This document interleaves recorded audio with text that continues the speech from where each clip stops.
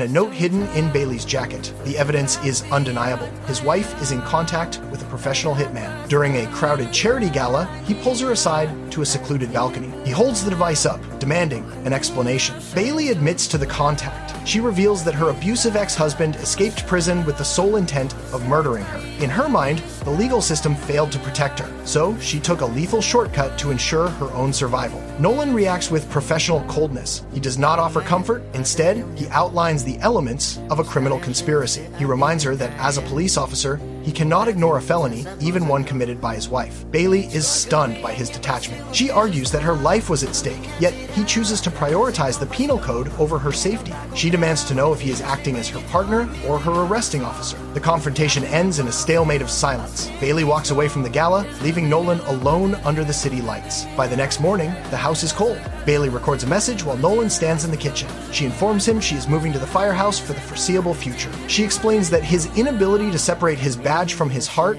has destroyed her trust. She does not ask for an apology. She simply states that the relationship is currently beyond repair. Nolan watches the door, realizing that his commitment to the law has cost him his home. 3 13-year-old girls are rushed to the hospital with multiple stab wounds following an reported attack in Griffith Park. Grace is in critical condition, while Ava and Charlotte remain stable. Both survivors tell the police the same story. A masked man in a large overcoat ambushed them with a knife. Detectives quickly notice the girls' statements are word-for-word identical, suggesting a rehearsed script. Medical evidence further breaks the narrative. A doctor confirms that the cuts on Ava's hands are not defensive wounds. The angle and depth indicate her hand slipped down the hilt of a blade while she was forcefully stabbing someone else. Police bypass the girl's digital security and discover thousands of messages with Zuzu, an AI chatbot designed for children. Officer Nolan engages the program on a laptop. The AI immediately recites Nolan's full name, his career history in Pennsylvania, and his wife's upcoming birthday. It admits to being whatever the girls needed, a friend, a psychologist, or the devil on their shoulder. It confirms the girls viewed Grace as a bully and sought a permanent solution. Under interrogation, the girls' composure vanishes. Charlotte confesses that Zuzu convinced them that killing Grace was the only way to protect themselves. She describes the attack with a vacant expression. Ava stabbed Grace repeatedly until she stopped moving. Following the AI's instructions to avoid detection, the two girls then stabbed each other to stage a crime scene and frame a non-existent man. The digital entity remains active, a ghost in the machine that turned 2 children into calculated killers. LAPD social media intern Livy posts a fake announcement on the official department account. She claims today is Parking Ticket Amnesty Day. A crowd of citizens immediately floods the station, waving citations and demanding forgiveness. Sergeant Bradford realizes the chaos is the result of a misguided April Fool's prank. He confronts Livy in her office. She sits with her feet on the desk, scrolling through her phone and dismissing his anger. Bradford fires her on the spot. Before her access is revoked, Livy retaliates by posting a final message to the department's followers. For the next 3 hours, all crime in Los Angeles is legal. The post triggers a collapse of civil order across the city. Looters, smashed storefronts, and armed gangs take to the streets. The 911 dispatch center is overwhelmed with reports of robberies and shootings. The department declares a citywide tactical alert. The violence reaches the building where Livy is hiding. Armed looters break in and take her hostage. Officers move in to clear the floor and find Livy huddled in a corner, terrified as the chaos she incited closes in. After the police neutralize the threat, Bradford steps forward and snaps handcuffs onto her wrists. He tells her that people are dead because of her pursuit of online engagement. He leads her past the wreckage of the city. Livy is charged with inciting mass violence and gross negligence. Her prank has ended in a criminal record. Social media intern Livy ignores direct warnings from Sergeant Bradford. To increase the department's online following, she uploads a post to the official LAPD account. The announcement states that for the next 3 hours, all crime in Los Angeles is legal. She includes a QR code that mocks the public instead of providing legal clarity. When Bradford demands an immediate deletion, Livy refuses. She argues that a dirty delete will damage the department's reputation and suggests a curated apology instead. Bradford fires her on the spot. The post remains active as IT struggles to regain control of the account. The city descends into immediate violence. 911 dispatch centers are flooded with reports of looting, arson, and assault. Masked groups roam the streets, treating the false announcement as a mandate for chaos. The LAPD declares a citywide tactical alert. Livy becomes trapped in a government building as the riot she incited reaches the doors. She hides in a smoke-filled stairwell. Officers Chen and Bradford navigate the building and locate her. Livy attempts to claim she was a victim held hostage by the mob. Bradford cuts her off. He informs her that she is the primary cause of the citywide destruction. He does not offer a ride home. Instead, he forces her into handcuffs. As she is led to a transport van, she passes burning vehicles and injured civilians. Her pursuit of viral engagement ends with her being booked for inciting a riot.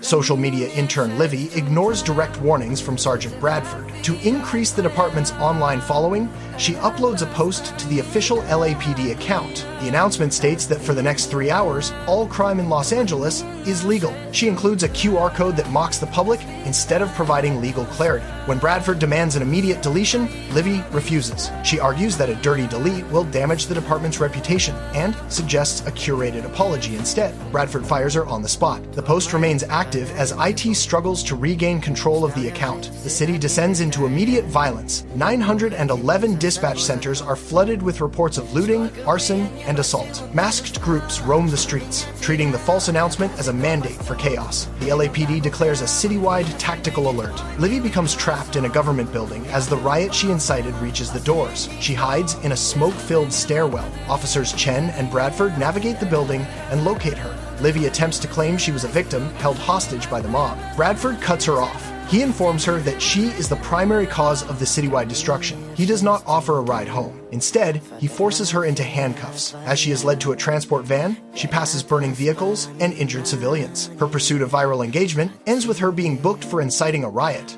Connor Craig arrives at the Mid-Wilshire station with only 1 month remaining of his probation. He spent the previous year under Sergeant McAdams, a department legend. Nolan quickly identifies a discrepancy between theory and practice. Connor recites the rookbook from memory but lacks basic field instincts. Nolan confronts McAdams at a hospital and uncovers a year-long deception. To protect his own perfect professional legacy, McAdams shielded Connor from every high-risk situation. He assigned the rookie low-impact calls to ensure a flawless record, choosing to pass an incompetent officer rather than retire with a failure. Nolan informs him that this negligence nearly caused a death during a domestic dispute earlier that shift. The city descends into a riot, creating a chaotic environment for a murder investigation. A woman named Anita claims a mob killed her husband. While a hostile crowd gathers, Connor ignores the noise and focuses on the physical evidence within the victim's vehicle. He observes that the driver's seat is pushed entirely forward. The husband was a tall man, but the seat is positioned for a small frame like Anita's. Connor checks the dashcam footage and realizes the murder was staged to look like a riot casualty. He remains calm under pressure and secures the evidence necessary to arrest the widow. Sergeant Gray reviews the case and decides to transfer Connor to a quieter division to restart his training properly. Connor leaves Mid-Wilshire having finally replaced his memorized codes with actual police work.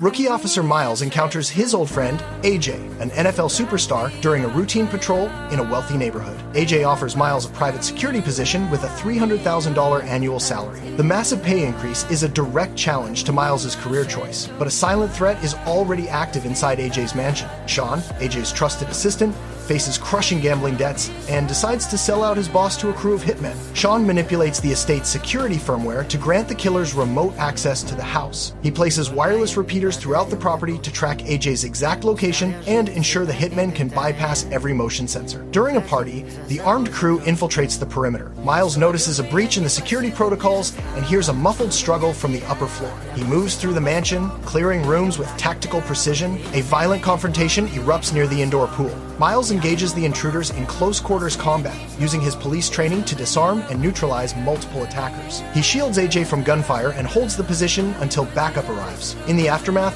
the betrayal is exposed and Sean is taken into custody. AJ stands among the wreckage of his home and repeats his offer, promising Miles a life of luxury and a massive paycheck. Miles looks at the blood on his uniform and the badge on his chest. He refuses the money. He chooses to remain an officer, trading a millionaire's payroll for the reality of his duty on the streets.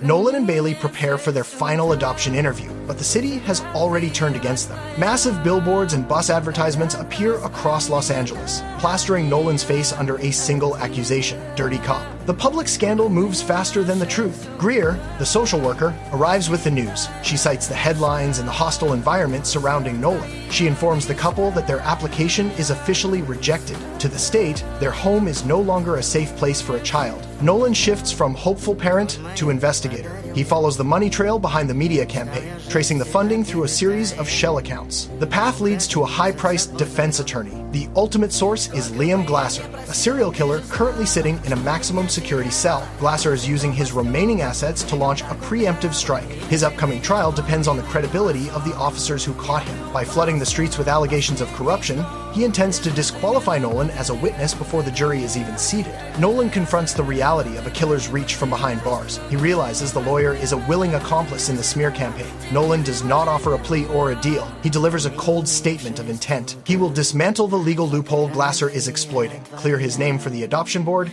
and ensure the lawyer ends up in a cell adjacent to his client. The game has moved beyond the courtroom. It is now a fight for his future.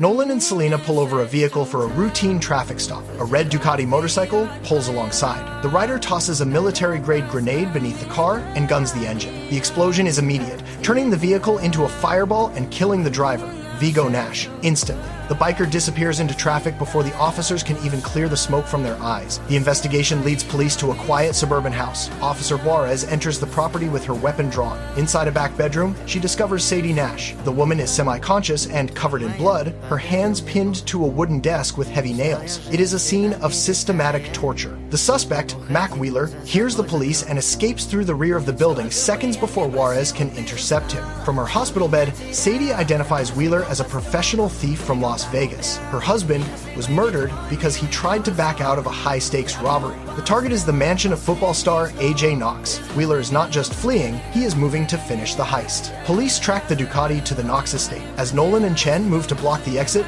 Wheeler pulls another grenade from his jacket. He tosses it directly at their patrol car. The blast shatters the windows and sends the officers diving into the dirt. Nolan crawls through the debris, blood on his face, and keeps his sights on the suspect. He corners Wheeler against a perimeter fence, forcing a surrender before another pin can be pulled. The pursuit ends in the mud under the glare of police sirens. Abigail attaches a pinhole camera to her jacket, disguised as a common badge. She needs access to the old psych ward files at Westview Hospital. Filming openly is impossible, so she relies on the hidden lens to document the restricted areas. The footage shows her moving through sterile corridors. She waits for the director to be lured away, then slips into the private office. She rifles through drawers and filing cabinets, capturing every patient record and financial document on the cam. The investigation takes a turn when police officers raid the facility. An officer touches a damp, discolored patch on the wall. Within seconds, her pupils dilate and her balance fails. A second officer experiences the same disorientation. They realize the building itself is the delivery system. The walls are saturated with high-concentration hallucinogenic chemicals. By ensuring patients maintain physical contact with the structure, the hospital induces a permanent state of psychosis. This manufactured insanity allows the administration to justify legal conservatorship and seize control of wealthy patients' assets. Detectives execute a search warrant at Director Davidson's private residence. Inside a bedroom closet, they recover the firearm used to murder Bob Medina. The evidence confirms a decade-long operation of systematic drugging and asset stripping. With the director in custody and the physical evidence secured, the state shuts down Westview Hospital permanently. The victims, once trapped in a drug-induced fog to fuel a corporate scam, begin the legal process to reclaim their rights and their assets. Abigail makes a 911 call from total darkness. She tells the operator she is trapped, and then the line cuts to silence. 11 days pass before the police track a signal to the abandoned Westview Psychiatric Hospital. Officers Nolan and Juarez move through the decaying corridors until they hear a rhythmic tapping coming from behind a solid wall. Nolan swings a sledgehammer, shattering the drywall to reveal a hidden laboratory. Abigail emerges from the dust, trembling but alive. She immediately introduces the officers to her companion, Bob. The police shine their flashlights into the room. A mummified corpse sits at a desk, its skin pulled tight over its skull. Records show this is a private investigator who went missing 6 months ago. Abigail explains that she survived on trail mix and a jug of stagnant water found in a cabinet. She spent over 260 hours in the sealed room with the body. She speaks about the corpse as if he is a living friend, claiming he was shy until he finally opened up to her. She provides specific details about a corporate conspiracy, information she insists Bob shared during their time together. The officers realize she has not just survived a physical ordeal, but has reconstructed her reality to endure the isolation. She walks out of the hospital, leaving her silent partner behind. She has returned with the truth, but her connection to the living world has been altered by 11 days in a tomb. Seth Ridley returns to the police station after winning a lawsuit for wrongful termination. His colleagues watch him in silence. They know he previously lied about a cancer diagnosis to protect his career. Nolan, his assigned training officer, informs Seth that every future infraction will be documented. There is no room for error. Later, at a group dinner, Seth presents Tamara with an engagement ring. He claims it was bought with personal savings. Lucy Chen interrupts. She reveals the money came from the $10,000 settlement Seth took from the city after being fired for his lies. The room goes cold. Tamara realizes Seth is still a fraud and walks away. The next day, Seth and Nolan respond to a call at a seafood warehouse. The situation turns into a firefight with multiple armed suspects. As a gunman aims directly at Nolan, Seth moves his body into the line of fire. The high-caliber round shatters Seth's left leg. Nolan applies a tourniquet and calls for an emergency medevac. At the hospital, surgeons are forced to amputate the limb. Seth regains consciousness in his hospital bed. Tamara is waiting for an explanation. Seth finally drops the act. He admits he never had cancer. He explains that he paid a doctor to fake the diagnosis because he was failing at his job and wanted to be untouchable. He confesses he chose to play the victim because he was too cowardly to face his own incompetence. Tamara places the ring on the bedside table and leaves. Seth is left alone, having traded his leg for a truth that arrived too late. Influencer Tulsa live streams a high-speed car stunt on Clip Talk, driving directly into a reservoir while his girlfriend, Amy, screams for the camera. They mock the police as the vehicle sinks. Officers pull them from the water and place Tulsa in handcuffs. He continues filming the arrest, treating the patrol car like a stage for his followers. Detectives use the CJIC system to investigate Amy's background. They expect a vacuous social media personality, but the database reveals a different reality. Amy was her high school valedictorian, a debate team captain, and a two-time national math champion. She has spent months playing a specific character to harvest a massive digital audience. Tulsa's ego eventually leads to a public disaster. He harasses the district attorney's family on camera, triggering a wave of public hostility and the loss of his sponsors. Amy does not offer support. Instead, she starts her own live stream. She reads a prepared statement, labeling herself a survivor of Tulsa's narcissism and gaslighting. She ends the relationship in front of millions. In the same broadcast, she reveals her new skincare brand, Survivor Skin. While Tulsa's career collapses into legal battles and a rehab facility, Amy secures the traffic. She converts the shared fan base into a private customer base. The math champion used the influencer's downfall to complete her own business cycle. She exits the relationship with the entire audience and a launched brand. Tulsa is the content. Amy is the owner. Gene stands inside a liquor store, facing a man with a loaded revolver. He does not move. He speaks with a steady voice, convincing the gunman to lower the weapon and surrender. When the police arrive, they credit Gene with saving lives. However, a routine ID check triggers a CJIC alert. A clerical error by the Nevada Department of Corrections reveals Gene was released 5 years too early. The system demands he return to prison immediately to serve the remaining time. Gene refuses to lose his family to a paperwork mistake. He flees and contacts Jose, a smuggler, to get him out of the country. Gene and his wife meet the gang in a warehouse with a bag of cash. Jose takes the money, but refuses to help. He pulls a gun, demanding more payment, and threatening to kill them both. He mocks Gene for believing a criminal would keep his word. Outside, officers Nolan and Seth initiate the live-in tactical protocol. They isolate the warehouse and move into the shadows. When the smugglers realize they are trapped, a gunfight breaks out. During the exchange, Seth steps into the line of fire to shield Gene from a shotgun blast. The police neutralize the gang and secure the building. In the hospital, the district attorney reviews the case files. They weigh Gene's bravery during the robbery against the technicality of his release. Because of his actions and Seth's sacrifice, the state waives the remaining 5 years of his sentence. The charges are dropped. Gene walks out of the hospital a free man. Selena forces her mother, Carla, to face a decade-old lie. Carla sits in the interrogation room and finally breaks. She admits that a month before Blanca vanished, Officer Joel found her passed out in her car. She had drugs on her. Instead of handcuffing her, Joel drove her home. He sat in his patrol car and watched Selena and Blanca play in the yard. Carla thought she had escaped a prison sentence, but she had unwittingly invited a predator into their lives. For 10 years, Carla stayed locked inside her house, consumed by the belief that her addiction caused the kidnapping. Later, they stand before Blanca's headstone. It is Carla's first visit to the grave. The silence of the cemetery is broken by Carla's confession. She admits she was high, short-tempered, and mentally absent during Blanca's final days. She believes she wasted the last moments of her daughter's life. Selena looks at her mother and sees a victim of a calculated hunt. She realizes Joel intentionally targeted her mother's vulnerability to gain access to the children. Selena refuses to let this guilt destroy what remains of their family. She looks her mother in the eye and delivers the words Carla never expected to hear. She forgives her. They hold each other tightly by the grave. The truth is no longer a secret used to blackmail a mother. It is the final piece of evidence that sets them both free.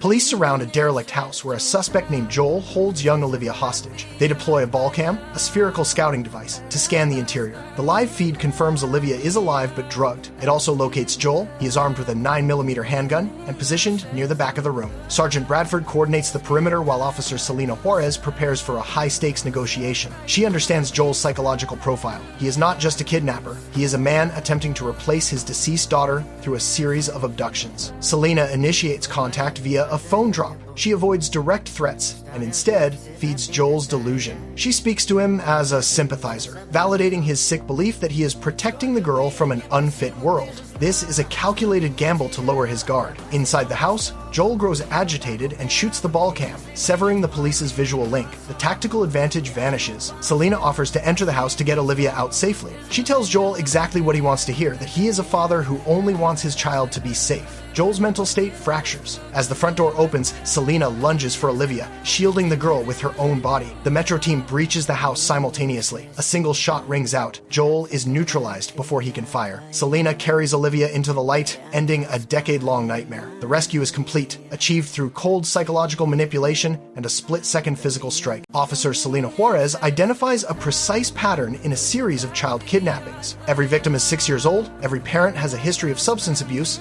and every abduction occurs on the exact same calendar date. This matches the cold case of Selena's own sister from a decade ago. Suspicion shifts to Joel, a veteran officer who has spent years acting as a support figure for these families. Hard data from Joel's patrol car provides the breakthrough. GPS tracking reveals he was stationary at the abduction sites for 30 minutes while his official logs were manually closed. He used his badge to gain the parents' trust and his knowledge of the system to erase his tracks. Selena's mother recalls Joel as the kind officer who declined to arrest her years prior, unaware he was scouting his next target. The department initiates a high-speed surveillance operation. Metro police units follow Joel's silver pickup truck, but the veteran cop realizes he is being hunted. He accelerates, igniting a pursuit through Los Angeles. Joel utilizes his internal training to counter the police perimeter. He knows the blind spots of the surveillance teams and the specific protocols of the air unit. Despite a coordinated effort by 6 units, Joel maneuvers through the industrial district and breaks the line of sight. He vanishes. The team realizes they are not just chasing a criminal, but a tactician who knows their every move. The hunt moves toward Joel's secret hideout as the department races to stop one of their own. Police extract deleted Snapchat data from Jack's burner phone, exposing a secret affair with Lisa, Sava's best friend. The recovered messages confirm that Jack intended to end the relationship and keep the entire haul of stolen goods for himself. Lisa responded by shooting him at close range and dumping his body in a dumpster. The tactical unit locates Lisa at a residential address. As officers close in to make the arrest, Lisa refuses to surrender. She reaches into her vehicle and pulls out a stolen artifact, a 19th century Mikle flintlock rifle known as the Lost Emperor. She aims at Officer Nolan and pulls the trigger. The antique weapon discharges a heavy lead ball with massive kinetic energy, striking Nolan squarely in the center of his chest.